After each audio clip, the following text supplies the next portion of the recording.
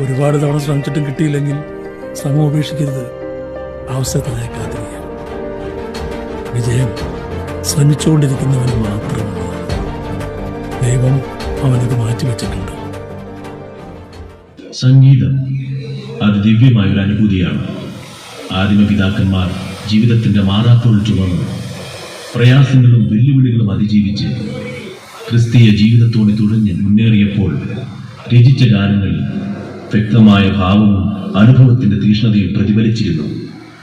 ഗാനങ്ങളിലൂടെ രചയിതാക്കൾ ഉൾക്കൊണ്ട ഭാവം കേൾവിക്കാർക്ക് അനുഭവേദ്യമാക്കുമെങ്കിൽ ഗാനാലാപനത്തിൽ ആ ഭാവചടുലത ഉൾക്കൊണ്ടിരിക്കണം.